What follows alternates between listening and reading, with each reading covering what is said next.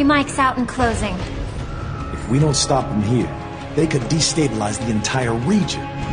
They're terrorists. I was planning on that anyway. Oh, Nick.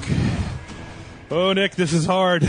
It's so hard. It's been, when did Metal Gear Solid 2 come out? I've been harboring this grudge for, I don't know how long. It's been years. It's like... Metal Gear Solid 2 was a little bit more insulting because it was kind of a bait-and-switch maneuver. You know, It's like you just see all the footage of Solid Snake, and then they replace him with this guy, Raiden. Yeah. Yeah, and then, do you remember, I was thinking about how, so Raiden came in, he's supposed to be the new guy, nobody liked him. Do you remember there was a trailer for Metal Gear Solid 3 that treated Raiden like a huge buffoon? There was even a little short film called Metal Gear Raiden that showed him, going throughout the series history and bumbling around and being like, because nobody liked him. And then in Metal Gear Solid 4, Kojima brought him back and was like, yeah, you guys didn't like that guy, but now look at him. He's a total cyborg badass. It's like, yeah, maybe so, but I still remember Metal Gear Solid 3, he was the butt puppet of, not Galukovich, what's that, Volgan. Yeah. Yes, Colonel Volgan. Yeah, I forgot about that. He was the gay butt boy. You actually dress up like him, and the guy comes in and grabs your nuts, and you're like, what? No, dude, get off me. So proof right there that Raiden was in fact gay. So it's with a certain amount of trepidation that I have to say, I really kind of like Metal Gear Rising. It took me a while. I had to turn on those nanomachines that stop you from, that suppress all of your battlefield emotions while I was playing it and shit. But at the end of the day, boy, this is not a bad game at all. In fact, I might go as far as to say that it's a pretty damn good game. Oh, it must have been so hard for you to say that. I know. You were so insistent that this was going to suck. Well, it's funny. Well, first of all, welcome everybody to the Loading Bar. We're talking about Metal Gear Rising. I'm Jeff. I got Nick with me here. And yeah, it's the sort of thing where, it was so conflicted because when they first showed this, I was like, I wasn't even a game reviewer. I was just a dude who played video games. And I was like, I don't like Raiden, blah, blah, blah, blah, blah. But then, a couple of years ago, they said, well, this is being taken over by Platinum Games. And I said, Platinum Games? I like Bayonetta. I like Vanquish. I didn't really care for Anarchy Reigns as much, but, I like the stuff that they make. It's generally, I even liked Infinite Space, which nobody's played, apparently. I think I was a little bit more stubborn than you, because I'm not particularly a fan of hack and slash games. So I was like, no, I don't want fucking hack and slash. I want the Metal Gear Solid experience, the tenseness, the action, the script writing, the characters. 12 hours of cutscenes, man. Where are they? Yes. Well, so it's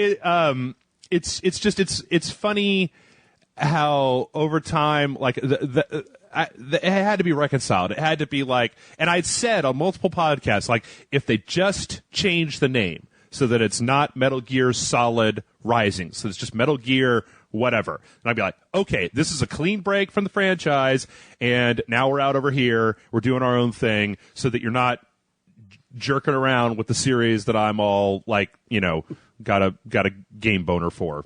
Yeah, so, we're obsessed with. And they took your advice. They even changed the title twice to Metal Gear Solid, the Metal Gear Rising Revengeance. What the hell does Revengeance even mean? I looked it up in the dictionary. It doesn't even exist. No, I looked it up in the dictionary. It does exist. It does? Yeah, this is the definition that I read online. Revengeance, revenge, vengeance. That was the entire definition that I could find online. So you're kidding me. Was that in the Urban Dictionaries or something? No. No, it was there was an Urban Dictionary entry, but I was like, I'm going to go with dictionary.com because those guys may know more. Anyway, so for those of you who have been keeping up, Metal Gear Rising is a story of our fair-haired protagonist, Raiden, who is a big fat, he's actually a medium-sized skinny cyborg ninja. And he takes place 4 years after the end of Metal Gear Solid 4 Guns of the Patriots. And Raiden is part of, a cyborg PMC, not a cyborg PMC. He's part of a PMC group that is doing private security for the president in an African nation. And some big bad cyborgs show up and start fucking shit up, and boom, we're off on a trail of kind of revenge, and then things change. And that's where the plot lost me. It was kind of simple at the beginning, but then it comes a little bit more convoluted. Yeah, which, I mean, like, as a fan of Metal Gear, like, convoluted plot ain't nothing new, but I felt, I mean, like, I don't know. This plot is entirely serviceable. And for a Platinum Games game or for whatever, it's fine. I gotta say, I suppress my desires to say that it doesn't have as much complexity as a plot of Metal Gear, because obviously that's not what they were going for here. Like, in the very first level of the game, within the first 5 minutes, you're fighting a Metal Gear Ray. You're chopping this 3-story tall robot to pieces with a sword. Yeah, that was like the climactic battle at the end of Metal Gear Solid 2. So they're getting that out the way, and we're like, okay, what the hell else are they going to throw at me? Yeah, which is, I feel like this game, I mean, okay, I like this game, but I feel like it maybe could have benefited from having a few more sequences like that. Because there's kind of this one at the beginning with this giant enemy, there's kind of one at the end with this giant enemy. In between, there's a lot of different enemies, but none of them kind of, there are much fewer set pieces like there were there, where you fight the Metal Gear for a while, and then you're on top of a building, you're fighting it, and you're running down the side of a wall. Oh, crazy. Jumping on missiles, cutting it in two, doing a sexy ninja pose, boom, not looking at the explosion like a badass. Like, I wish that there maybe had been just a little bit more of that in the game, because I feel like Platinum Games does best when they're doing just over-the-top ridiculous. Well, yeah, I think, Raiden is actually a perfect choice for exploring the over-the-topness, because, Metal Gear Solid 4, he was, like, holding two, like, Metal Gears by his hands and just flinging them like they were nothing. So, yeah it makes sense for this. He stopped a boat!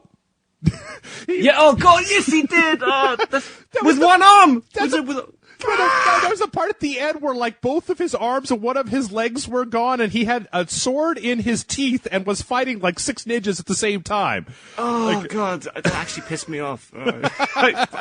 You forget the crappy bits in those games that you love, but... Actually, you know what? I kind of like that part. I was kind of like, if you're gonna go for it, let's go for it. Let's just go complete. I mean, they were talking about a series that had B commandos, for fuck's sake, Nick. Like, you got to cut a little bit of slack. But in any case, so the story here is, I feel like it's serviceable. I feel like I wanted to specifically mention that, like, I felt it weird about the villains in this game, because I felt like there's 2 of the villains that show up early on in the game, Jetstream Sam and Sundowner, and I felt like those guys, you see them a couple times, you talk with them, there's a couple of cutscenes where, you're having dialogue with them. I felt like we really got to know them.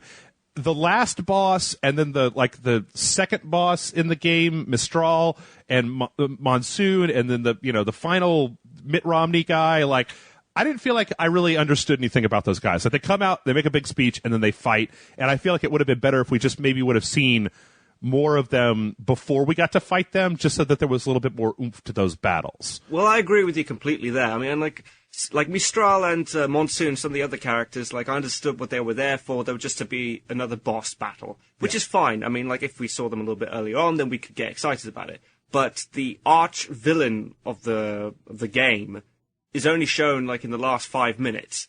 And well, he shows up briefly beforehand, but his back is turned, and there's some codec talk about it, but you don't, like, yeah, he should have been more of a, he should have had more of a presence, so I could understand the threat of what's going on. So when he comes out, it just feels like he's just chucking exposition at you in order to, ground his position in the story. And this is something that I could point to pretty much all of the previous Metal Gear games, but there's countless games that do this, where you'll have your final boss, and you'll see them very early on in the game, and then throughout the game, the protagonist gets put in a place where they can, like, maybe see them but not interact with them, or, the end boss will call them and taunt them, or they'll have a fight where they lose, they have to come back and do it later on. And none of that really seemed to happen here. Like, at the very last level of the game, when you meet up with this last boss, there is a gargantuan information dump where this guy just explains everything that he's all about, and at one point he's like, I used to play football in high school. What does that have to do with taking over the world? What exactly are you doing again? He's got a small penis, man. He's obviously making up for it. That's why he bought himself a giant fucking Metal Gear. Well, in the robot future, can't you just get a giant cyborg cock? I mean... Nah, because everybody's got that now. What a Metal Gear. So I don't know. I mean, like, I felt like that could have been worked out a little bit, but there's places in the storyline that I feel like, and this is not only just a storyline, but there's places in the game where it feels like there were parts that were maybe cut out or that were a little bit rushed.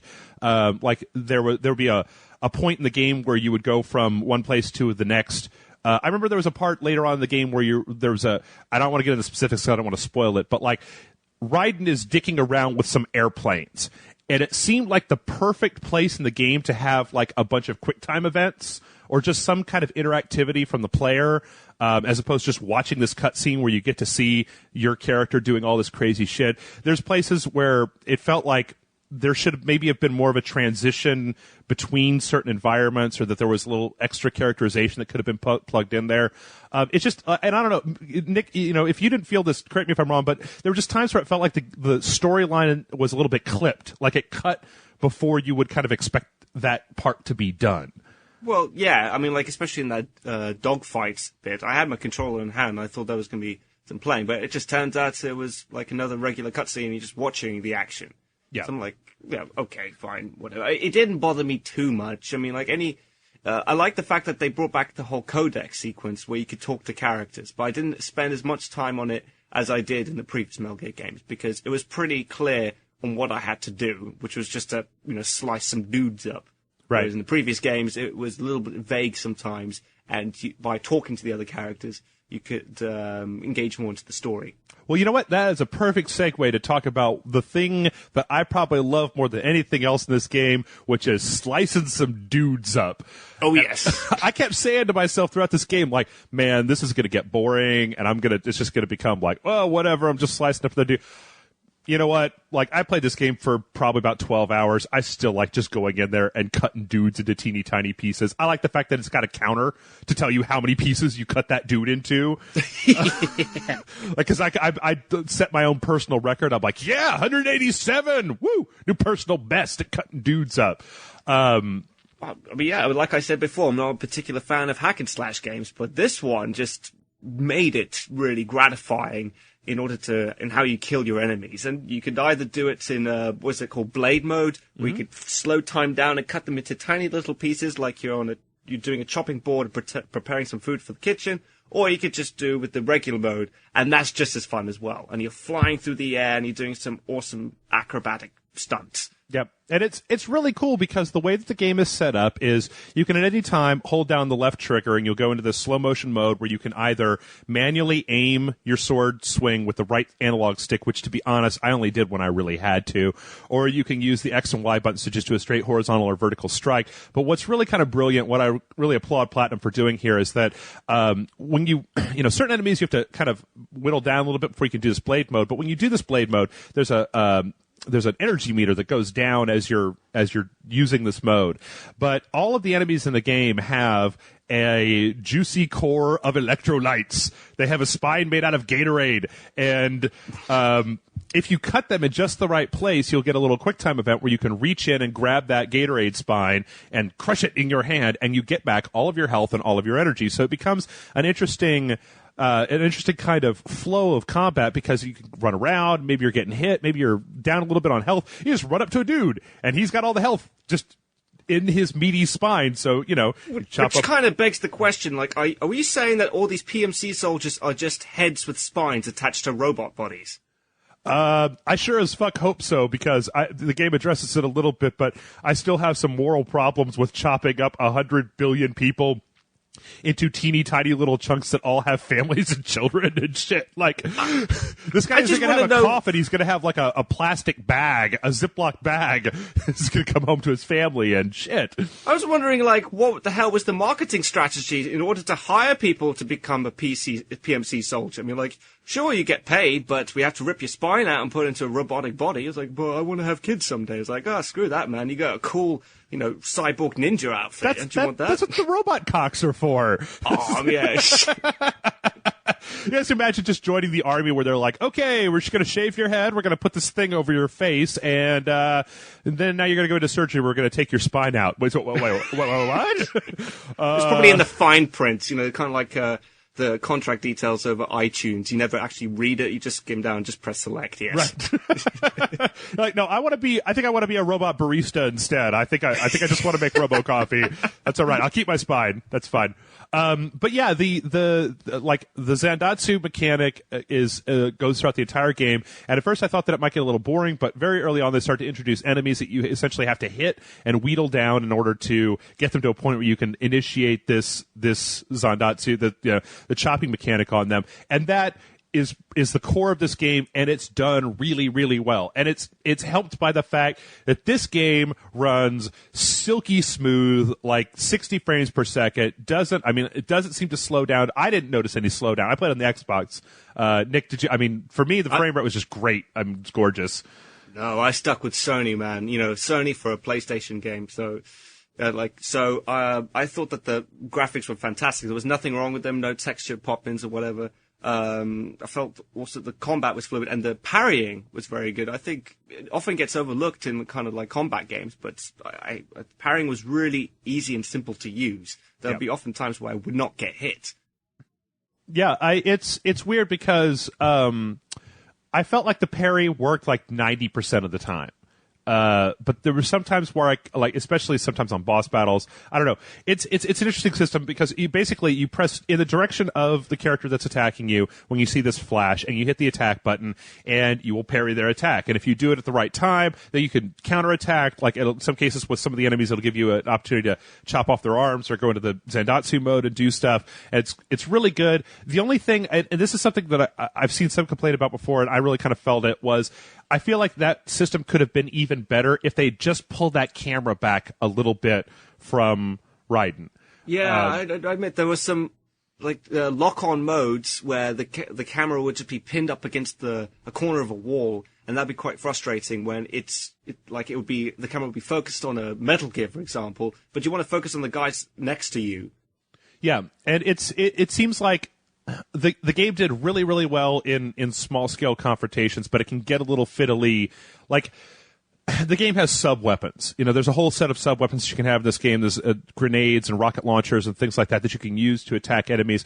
But the combat in the game is so quick that it's sometimes extremely difficult. Like, you can use those weapons before a battle starts, but once a battle is started, you're almost always going to be better off using your sword and the speed of the character than you are using the sub weapons. And I wish that there maybe was like a mechanic to let you just like quick throw a grenade, just like poop out a grenade and then jump back from it. Yeah, that was quite distracting because the fact that you have to stand still to use these sub weapons when the focus of the game is to be quick, kind of pulled you a little bit out of it. Yeah, definitely. It's just one of those small little things. Like, there's also in those sub weapons you can also get the cardboard box and the barrel. Metal Gear Solid. Who really uses those in this game? It's kind of pointless. I used them a little bit, and there were times when the game would kind of be trying to encourage you to do stealth stuff, but for the most part, it was like, I don't even know why this is in here. I mean, it's not like I could do anything. I mean, especially in this future that's full of cyborgs and, everything is like fucking Delta City from RoboCop. It's all glass and metal everywhere. And it's like, well, this cardboard box really or this rusty barrel doesn't really blend in well with the rest of this future city. But in any case, whatever. It's a nod to the old Metal Gear. It's perfectly functional. I didn't really use it all that much. I felt it was a little superfluous, but whatever. So let's see. Man, there's a lot to talk about in this game. I made some notes yesterday, and I ended up just doing all this stuff, or just making a huge list. Do we talk about Raiden's character a little bit? Like how he's developed in this game as opposed to the previous ones? Sure. Let's just... This is a sore subject for you, so I just wanted to, Well, I see, okay, here's the thing. I do not want to rate this game based on my Metal Gear fandom. I could have a whole separate podcast where we just talked about this game in relationship to the rest of the Metal Gear universe. But I felt that the character of Raiden was, it's like we said before. I kind of feel like all of the writing in this game is serviceable, but it never struck me. Like sometimes in some of the previous Metal Gear games, and this is a matter of personal opinion. Some people think Metal Gear games are great and they have all these deep meanings and blah, blah, blah, and I'm in that camp. Some people are just like, this is dumb, self-indulgent garbage, and you're watching 10 hours of cutscenes, what you really should be doing is playing a game. But in this game, I felt like some of the characterization was light. It was very much kind of, the protagonist's motivations, the enemy's motivations, all of the kind of pseudo-philosophical stuff that the bosses have to rattle off to you before you can fight them was serviceable, and it was very Metal Gear-like, but I just don't feel... It's probably something that will definitely appeal to people. I just didn't feel that it was like up where I wanted it in the actual in relation to the rest of Metal Gear franchise. But that's not to say it's bad. It's just this is not a Metal Gear Solid game, and that's what I had to keep telling myself the entire time. True. I mean, it was like you said, it was set in the Metal Gear Solid universe, but it was its own separate thing. But like, if we're to judge, Raiden as the primary anti-hero of this game, like your rating has to do something with that as well.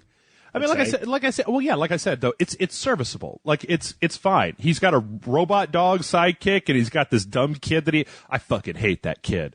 Man, do I hate that fucking kid. Oh, yes. Thank God that there were subtitles for what he was talking about. I do. Yeah. That's a personal thing. I don't like kids, and I don't like them when you put them in games. I didn't like fucking Sonny in Metal Gear Solid 4, so... Bleh. Let's not go into that. I keep forgetting about all these little embarrassing things about the Metal Gear games. I would just focus on the good parts, so it becomes a little bit more apparent in this one. Yeah, I don't care if she can make eggs. I really don't. No. She can make a jet plane, but she can't make fucking fried eggs. That's her character arc. But no, the story is fine. The game is fun. It's got a whole upgrade tree, which, as you well know, is like crack to me. You can go back and replay levels to build up battle points that you could spend in the subscreens on upgrades and stuff. There was one thing that was a little bit bothersome to me, and I'm interested to know if it was like this on the PlayStation 3, where like you couldn't go into the upgrade screen without leaving the game and then reloading the last checkpoint. Wait, what?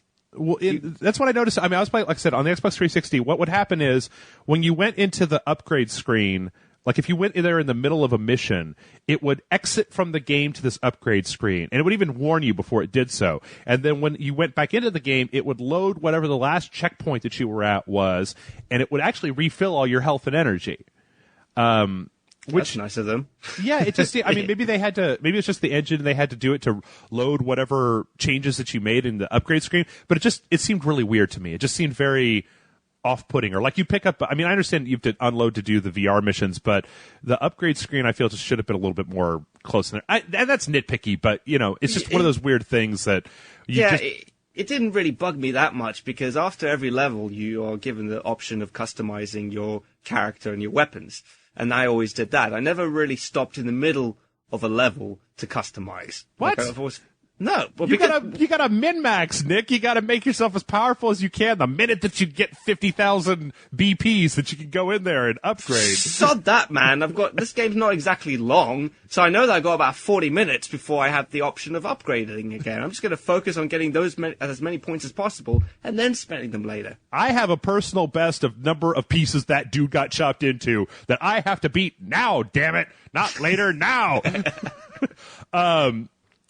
So yeah, there's the upgrades. I mentioned there's a whole set of VR missions that you could pick up. I felt like those were maybe one of the weaker parts of the game. I mean, they're like, I don't know how you feel about VR missions, Nick, but I've never been a really big fan of I hate VR missions. I think they're, entirely pointless. Yeah, you figure out what you need to do while you're playing the game. And that's what I always did in the Metal Gear Solid games. Well, in the beginning, they use them as training to teach you the Zandatsu and the movement and stuff like that. And that was fine. There were like, yeah, sure, it's a tutorial. Why not? Yeah, but I don't really know that it always seemed to be like the VR missions were like, here's the main game, except that we put these artificial limitations on you, and there's no scenery. It's just boxes, colored boxes. You're like, no. It's visually stimulating to look at. Yes, I agree. All right. No. Where's the bad guy?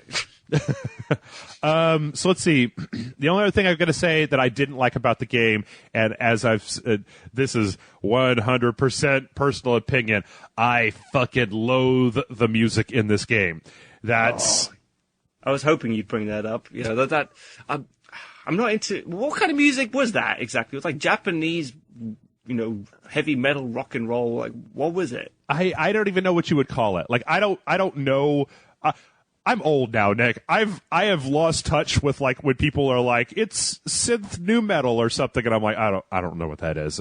Sorry. That was not a genre of music that is popular by the current market today. Okay, that was simply made just for that fucking game. Oh yeah, I mean, even in some of the stuff that I've researched for it, it said that they wanted to differentiate themselves from the Metal Gear universe by having this more kind of like rock oriented stuff instead of the, you know, was it Harry Gregson Williams that did the kind of orchestral stuff that they used in the previous games, or because Harry Gregson Williams does suck. You have to admit it. It's not like he knows how to score a game or a movie. And you know what? I appreciate the way that they had like the cues, the vocal cues set up so that when like you were in the middle of a boss fight and something excited started happening, they would kick, because I played a bunch of the boss fights over and over again, but they would kick those vocals in at just the right moment when you were fighting.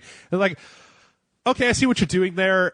It's just not working for me. I mean, I'm sure it's going to work for somebody, but not for me. Yeah, I mean, if they had some Crystal Method or whatever, then I might have played a different tune. Yeah. But, yeah, it's just that genre of music I'm not too into. And you can always just turn down the music, you know, in the in-game options. Absolutely. Absolutely. So, I think that's about all I got for this. I mean, like, I hope that at this point we've done, I didn't want to spend this entire time just talking about the things I didn't like about this game.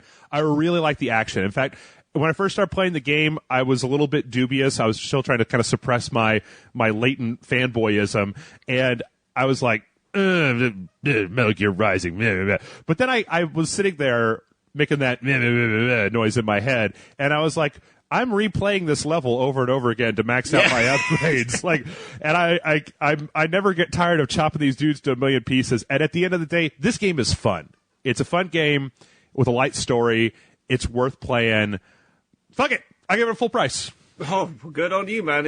I'm glad that you're not a hypocrite, because I was living in denial as well. I mean, Raiden is, like, not the easiest of characters to like. He is annoying, he's whining, he can't make up his mind on what he's fighting for, that he changes his, you know, motivations like 3 times throughout the game. But it's the gameplay that works, and the action that works. And like I said, I don't like hack and slash games, but this one nailed it for me. Like, I think this is what a true hack and slash game is for me. So, and also, I gotta say that this had probably the best boss battle at the end. Like, the character of the boss is not entirely interesting either, but it just felt epic, like, out of proportions, and it was fantastic. So, I'd give it a full price as well. Wow. I never thought I'd see the day. I'll be real honest with you, Nick. I never thought I would see the day where I was like, you know what? I kind of like that Raiden son of a bitch. He's no, you not don't. As bad as I thought. No, you don't. I like the game. I don't like Raiden. He's a little pussy, man. He's a butt puppet, like you were saying before. Maybe when we finish here, we'll turn off the microphones and we'll record a podcast just for you and I, where we can just sit down and fanboy the fuck out and go, fuck this game! I'm impressed with your little toy, but your plan ends here. ¿Quién es ese güey? Adios, amigos.